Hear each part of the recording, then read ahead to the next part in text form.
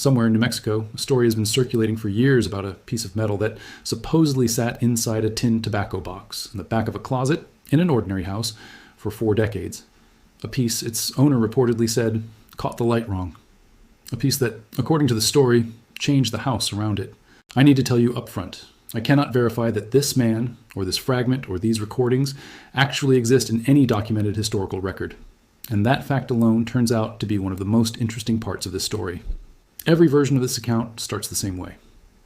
In July 1947, something came down on a ranch outside Roswell, New Mexico. We've been arguing about exactly what that something was for nearly 80 years.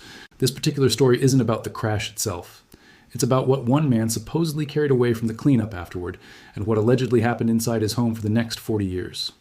The account centers on a man identified as Earl Donahue, described as a young ranch hand pressed into service as an Army auxiliary worker during the site cleanup. According to the story, he pocketed a single fragment, hid it in his boot, and walked it off the base. He supposedly kept it in a closet for decades while, according to his wife's later account, the clocks in the house began drifting in perfect synchronization, the garden plants leaned toward the bedroom wall, and the air itself seemed to carry an electrical charge after midnight. That's a genuinely unsettling story. It's also, as far as any searchable historical record, newspaper archive, published Roswell witness compilation, or government document shows, a story with no independent corroboration whatsoever. Before we go further, that distinction matters enough to sit with.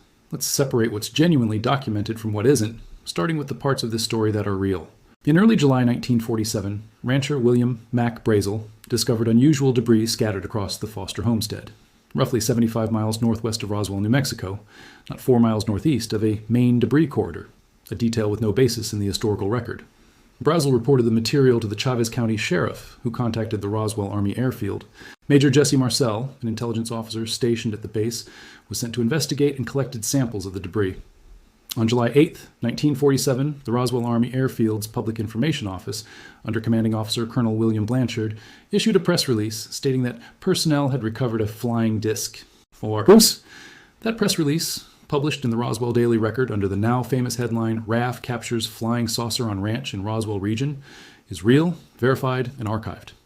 It's also the single detail most responsible for Roswell becoming a permanent fixture of American UFO culture.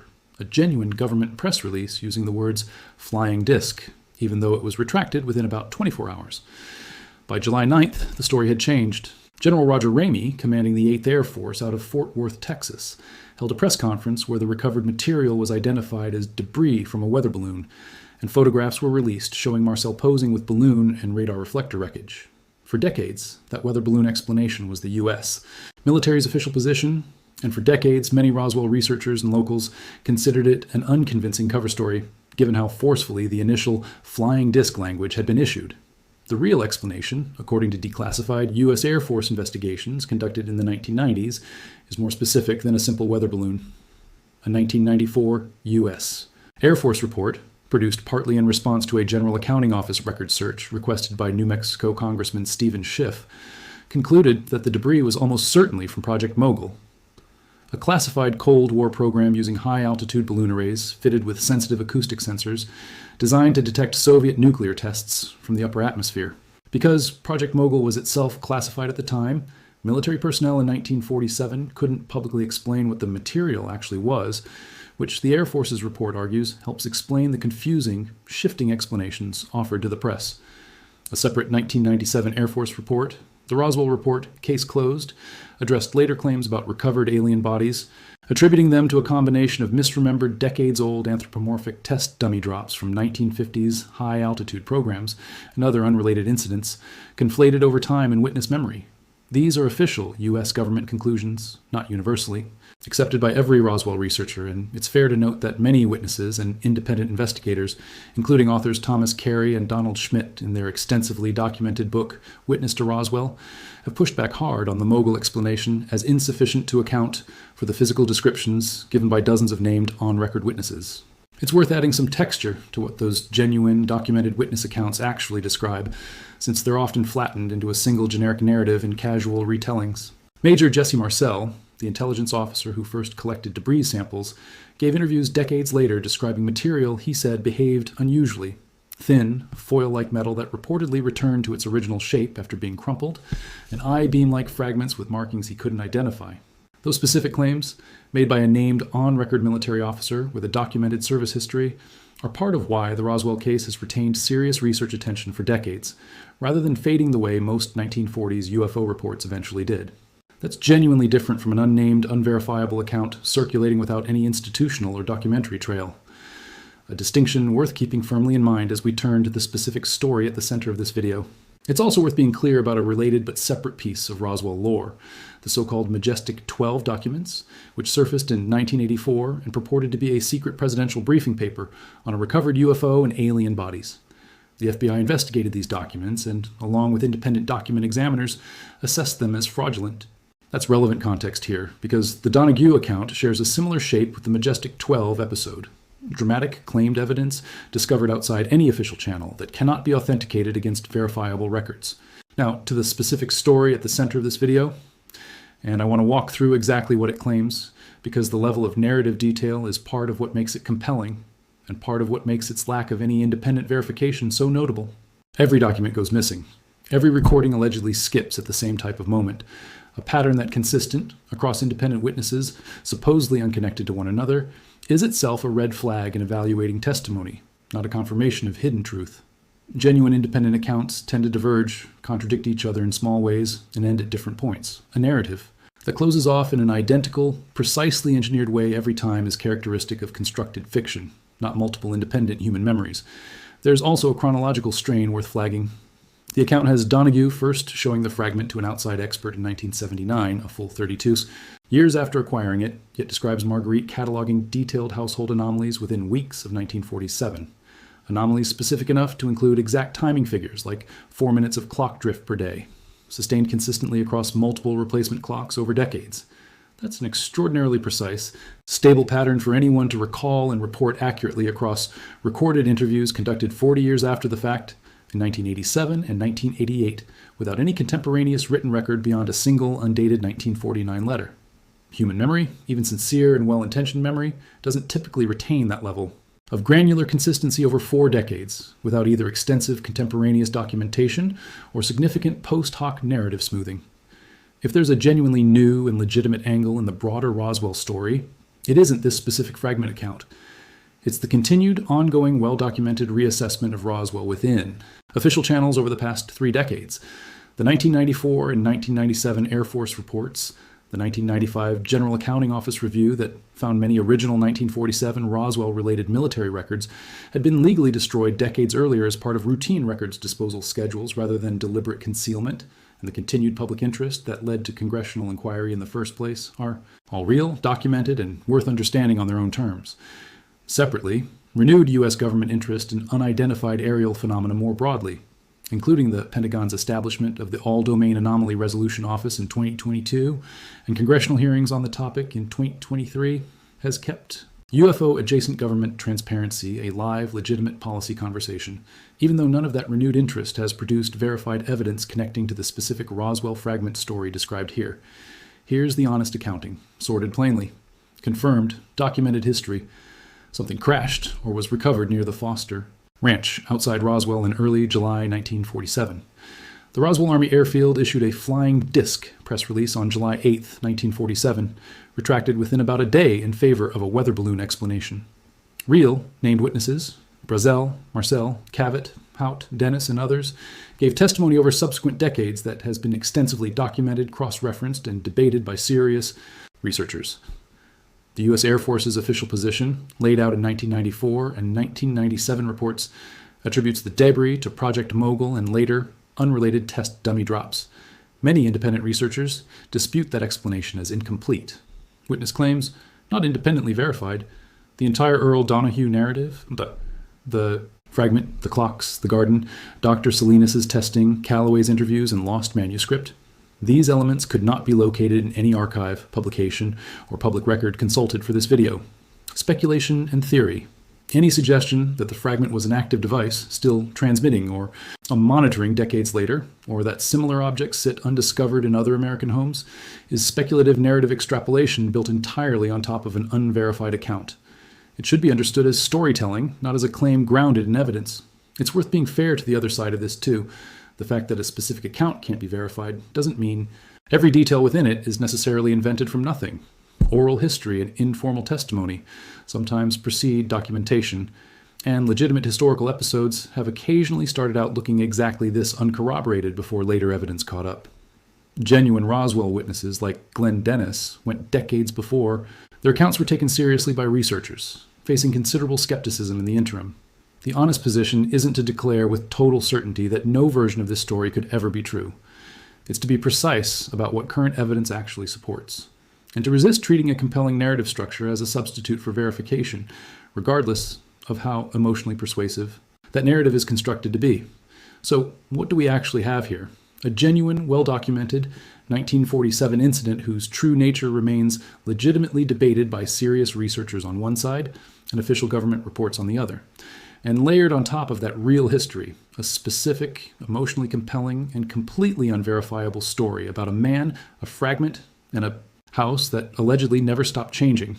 A story that, as far as any searchable record shows, exists only within recordings and manuscripts nobody outside the story itself has ever been able to produce.